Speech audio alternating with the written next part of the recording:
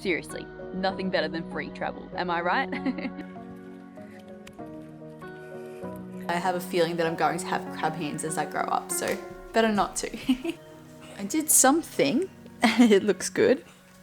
Looks so good. I love it. If you've got a big down payment on something like a wedding or a renovation or a house even, this is definitely something you want to consider. Today I'm going to talk about something that is probably not going to be for everyone, and I definitely know it was something that I wasn't interested in for a very long time, but I also wish someone had told me sooner. Right now we're at a point where we're paying big amounts of money for our wedding, we're also paying for our honeymoon, and we're converting a bus all at the same time and spending a lot of money. But something that I've recently realized is that all of that money doesn't just have to go away with nothing more in return than just the events and the home that we're getting for it. In fact, we can get so much more for that money spent, including even more travel into the future. And I'm going to explain why the next year of travel for us around Australia, but also this opportunity that our wedding and our bus conversion is presenting us, how all of that together is going to culminate in even more travel into the future. I'm sure we've all heard of Qantas frequent flyer points, rewards points, whether it's through Woolworths or Flybuys, and there are so many other programs out there. I've always been a bit skeptical of them, not thinking that they could really amount to much, and I also haven't really taken full advantage of them.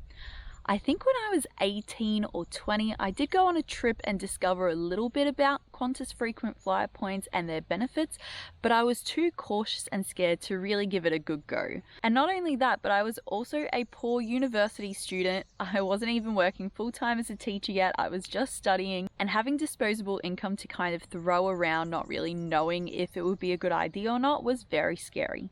But now I'm in a position where I have disposable money, and so throwing out $150 or $400 is still a lot of money, but compared to how I felt back then about it, it's kind of like just investing in something that could go somewhere, right? Anyways, the fact that we're paying a big lot of money for our wedding puts us in a position, and you might be in this position too, whether you're paying off a wedding, whether you're paying off a renovation or a house project, or even if you're booking flights somewhere else, where that money that you put down on that other project or venture can actually pay forward into more travel into the future. It's as simple as, instead of paying for the wedding just through the bank or through my debit card, I put a portion of that money on a credit card, but not just any credit card, a credit card that also earns me points for spending a certain amount of money in a certain amount of time. So I'm talking credit cards that give you 75,000 Qantas frequent flyer points when you spend anywhere between 2,000 and 4,000 in the space of 3 months, which when you're paying for a wedding and you've already saved up that money to pay anyways, it just makes sense to get a bonus lot of points for it. We've already saved for our wedding, okay? So it's not like we're buying a credit card to pay for the wedding and then have to pay it back and then potentially be faced with interest.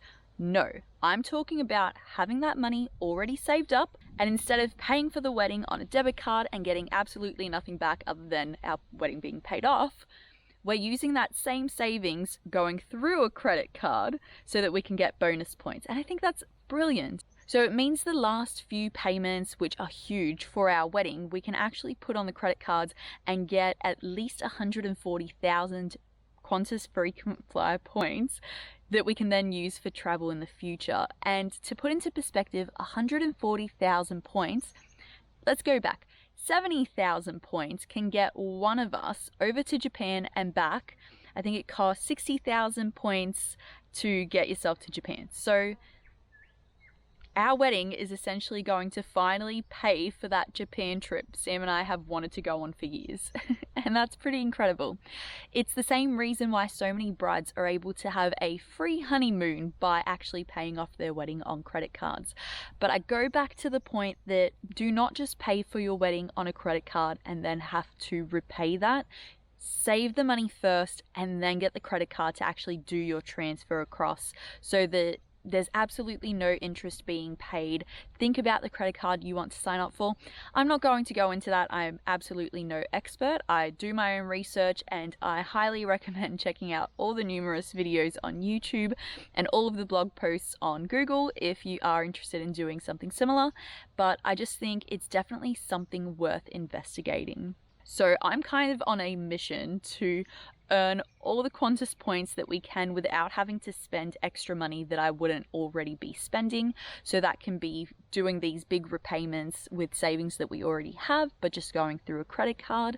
Credit cards also earn you points through everyday spend. So instead of buying fuel and groceries through our debit cards, we're now doing it through a credit card. And once again, we already have that money sitting there. All we're doing is paying for it on the credit card and then instantly transferring the money across. So there's absolutely no interest involved. I can definitely see how people can get in trouble doing this if you're not constantly looking at your bank account, but I'm notorious for just constantly being on top of my finances and knowing what's going on. So I feel like I'm okay, and the moment that I'm not, everything's getting cancelled and we're moving forward.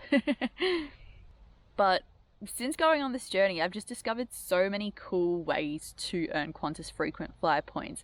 For example, our binge subscription, which is a like a television service like Netflix, can essentially earn us points. Buying our fuel can earn us points. Buying our groceries can earn us points. Our electricity company can earn us points. Like, there's so many ways that you can do it that, yeah, I think it's definitely worth looking into, because there's nothing better than free travel.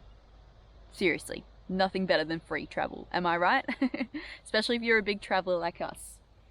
Some people might be skeptical of Qantas frequent flyer points, or just points in general, because there's a fear that they might expire, and then all your hard work or all the money that you've earned and the time that you've spent into it can just disappear just like that. And one way that I found to get around this, with Qantas at least, is they have a well-being app. And I'm super excited because not only is the wellbeing app going to help me and support me in slowly getting more Qantas frequent flyer points over the next year or however long I choose to use it for, but it's actually also going to help me with my overall health and fitness journey. Because the whole point of the app is to encourage you to track your steps, is to make sure that you're getting 8 hours of sleep every day, and you're actually going to be rewarded for doing those things on a daily basis. So the way that the app works, and what I love about it, is that you track your steps, and if you get a certain amount of steps each day and you reach your goals, you get a small amount of points for that. That, along with a weekly challenge and meeting that goal as well, earns you more points. If you get friends involved, there's another like friends challenge you can do, and that earns you points as well. And then you get like 2 points every time you sleep for 8 hours, which I sleep for 8 hours easily. I can sleep up to 9 hours in a night. So I'm already doing those things. It's developing good habits like taking 10,000 steps a day and 70,000 in a week. And it's not like I'm going above and beyond or doing anything that I wouldn't anyways. I'm just kind of fitting all of this into my lifestyle. I already take the dogs for a walk each day, and taking them out on 2 walks is easy enough at the moment as well. It means Sam can join me on the second walk in the afternoon. I walk them in the morning before school, and so 1, I'm increasing my health and my fitness, and 2, I'm probably doing a good thing for them because they're able to get the energy out now that we don't have animals on the homestead. I wanted to say as well that the great thing about the app is that you can actually reset your goal at any time. So if you don't think you're going to hit one of your goals, maybe you set it too high, or perhaps you're having a really active day and you're about to smash your goal and continue walking. I had one of those days the other day where I did 12,000 steps. But the Qantas app actually gives you the ability to reset your goal at any time and adjust it so that you're getting the maximum amount of points.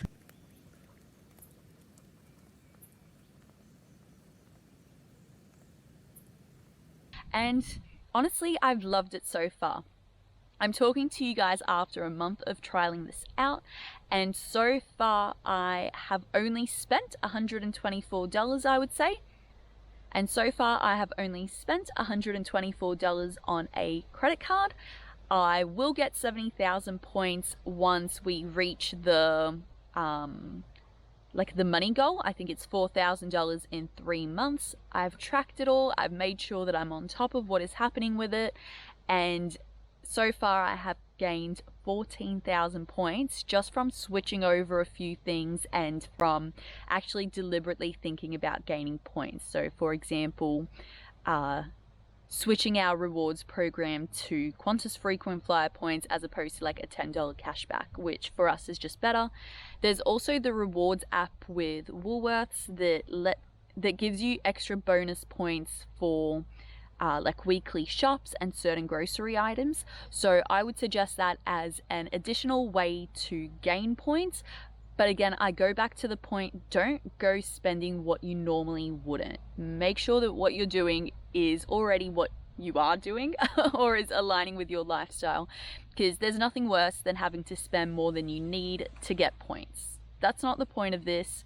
The point is to earn points for what we're already doing. And yeah, I'm super excited to just see how this goes. So if that means that this next year, this next part of our journey, our big lap of Australia, if all the fuel and the food that we're having to buy while we're on the road is helping to contribute to points that will lead to more travel in the future, I'm all for it, because at this point I'm just thinking about all the money we're going to have to spend on food, on potentially caravan parks, and definitely like hundreds of dollars on fuel to get us around the country. We might as well get something back for it, right? Just thought I would share with you guys in case this is an opportunity that could be useful to you, in case this is something that you've never considered before or even realized existed. I know my uncle tried to tell me about it, or tried to tell my mum about it 10 years ago when I was 18, and it just wasn't something that I could practically do, and it wasn't something that she was comfortable doing because she's not a credit card person, which is why I've always had a hesitation to them. But do your research. If you've got a big down payment on something like a wedding or a renovation or a house even, this is definitely something you want to consider. I absolutely love the app so far, but although I want to track my fitness and develop better habits and routines, one thing I don't want to do is increase my spending where it's not needed. So I don't want to invest in a Fitbit or something that's going to sit on my wrist, even though I would love that. I don't want to invest that money because I wouldn't normally do that. And my phone is capable of tracking everything I need it to. It's just that I don't often have my phone on me and I don't want to be putting it into my pockets against my body. So I'm going to attempt to join some of these granny squares that I already created into a little pouch that's going to, sit on the side and my phone can live in there. I think this would be a really cute idea for traveling anyways, and will just be a really fun way to be able to have my phone on me so I can always, take photos for Instagram or get video footage when we're out on our walks without having to have my phone physically on me in a pocket, because oftentimes I'm wearing skirts and dresses and I don't have pockets. So I think this is going to be fun. I think it's going to look beautiful and I'm hoping it's going to work. So let's do it. Could also make a little flower one. There's so many different designs. I'm so excited.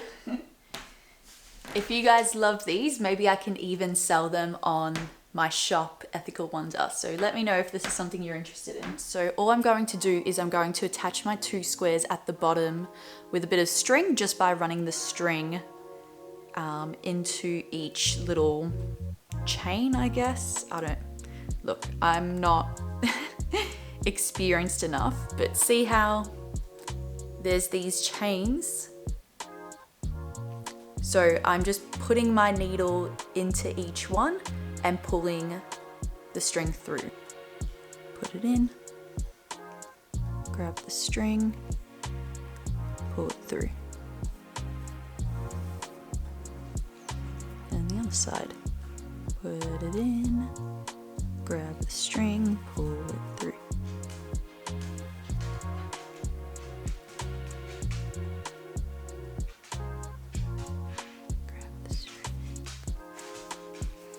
And I guess I can actually continue doing that all the way around to join them together, and then I'll be able to extend the top into a bag. That's the plan. I did something and it looks good. So I think I'm gonna go with that. Ended up doing like a double crochet pattern. I'll probably work on the design a bit because like it's not seamless as I would want it to be. Like it's a good start. It's not bad. But, yeah.